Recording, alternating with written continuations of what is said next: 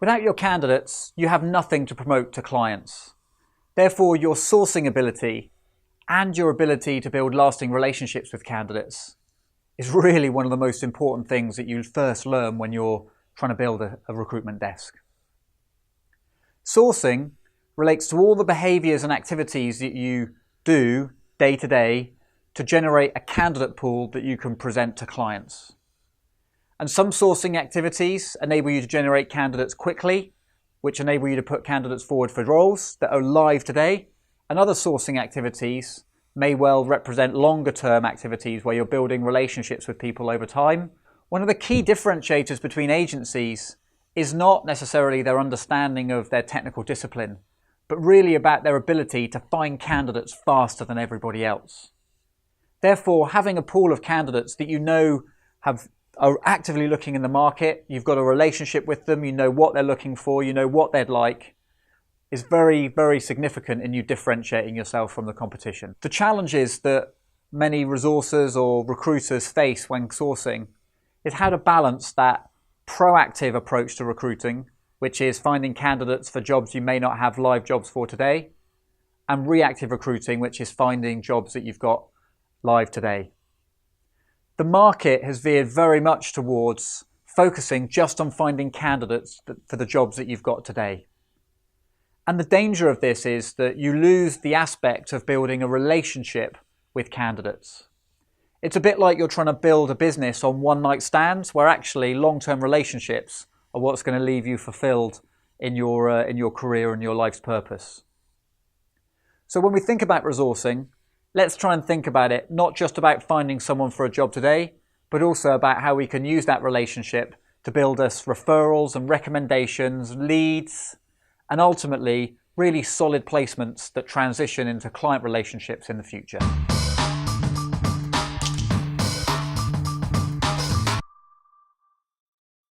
If we look at sourcing from the client's perspective, whilst on one hand your clients want just the best candidate for the job, the reality is the harder they've seen you work for it, the more likely they are to value your service. And so if all you do is get a job spec from a client, post it on a job board, screen the response and send it to the client, there's very little perceived value from the perspective of the client. And if you're happy to work for 10-15% margin, or maybe even a fixed price recruiter, that may well be fine for you. If you're a specialist recruiter that's looking to elevate your service and looking to build value in your client's eyes, whereby they feel you're worth more than 15%, maybe even 20, maybe even 25, they need to see you've gone over and above, not just to find the best candidates on the market, but gone out there and found the best candidates in the market. The power of going to a client, I've got this candidate, and they're not looking with any other agencies, it's a really high value thing to show to your client. Because on one hand, all they want is someone to do the job, but the fact they know you've spent time nurturing that relationship and cultivating that relationship will make them feel that they've got something special for them.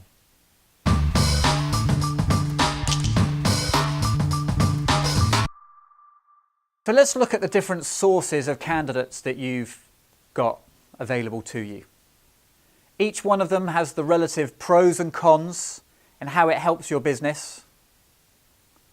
And each one will help you build a talent pool that not only enables you to fill live vacancies, but also generate market information that helps you be successful as well.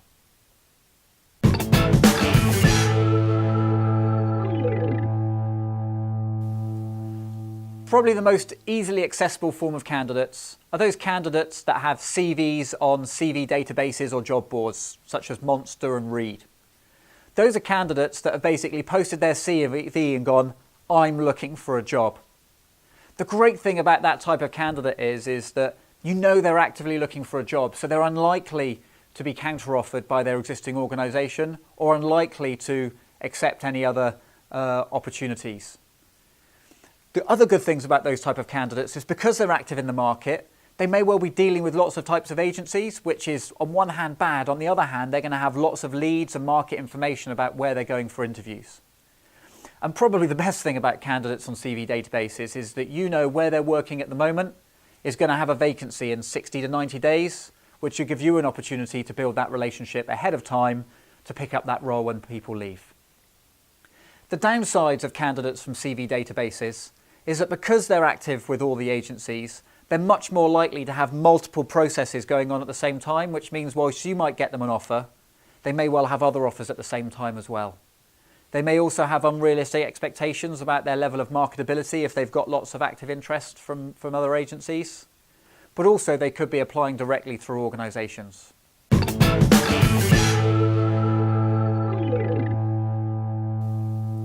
The next most available source for candidates is candidates that apply to your job adverts. Now we'll look at a later date about how you write a really inspiring, motivational job ad. But candidates you get from job ads are generally quite good. But the reality is that you're getting candidates that are, again, really active on the market, and if they've applied to your job, they've probably applied to other jobs, to organisations directly, and also to agencies, which means they're much more likely to have multiple offers on. And this means when you get to the later stages of your client process, if you're not on top with everything else they've got on the go, you're much more likely to get a job accepted by someone else. The good thing about these candidates is, again, they give you lots of market information. They give you leads about where they're going for interviews at the moment, and you also know that there's a good chance their existing employer is going to have a vacancy in the next 60 to 90 days. So it goes on your lead list to business develop, which should hopefully get you some more vacancies to place the other candidates that you're sourcing in.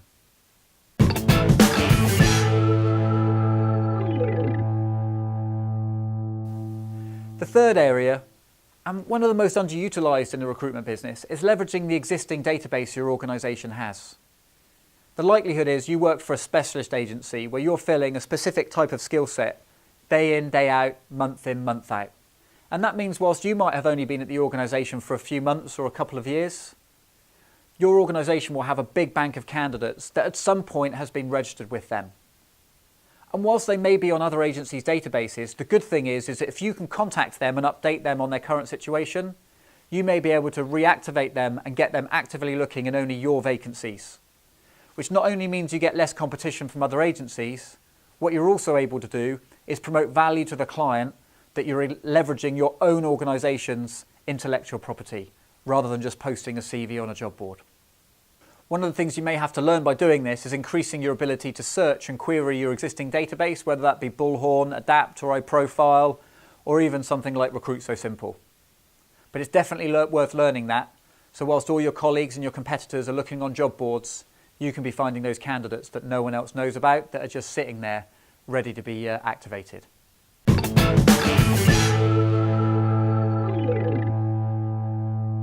The fourth area of candidate source is about referrals and recommendations. And again, everyone talks about referrals and recommendations, but what no one really does is actually think about the value it brings to your business.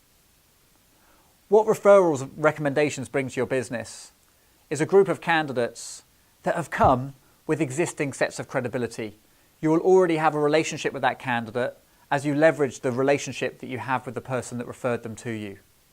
You're much more likely to get candidates that are exclusive or passively looking, which means they may not be looking for a job today, but they're much more likely to be activated by a job you might have in the future. So the good things is that you'll have a candidate no one else does. The downside is they're probably unlikely to accept a job starting on Monday or in the next week. So you may have to work differently with that type of candidate. Again, we'll look at how to generate referrals and how to work with those candidates a little bit later.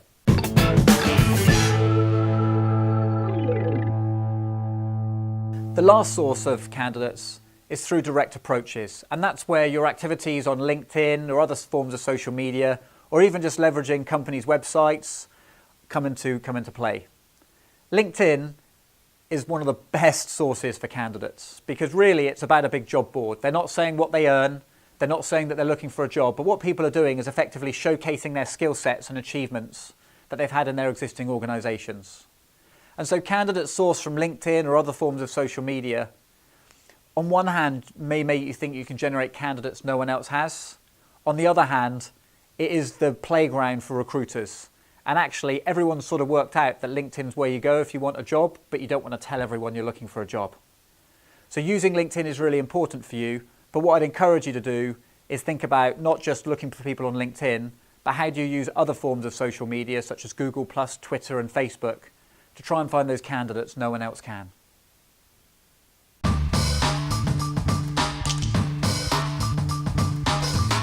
One of the questions I'm asked very regularly is, well, which source is actually the best source of candidates, Alex?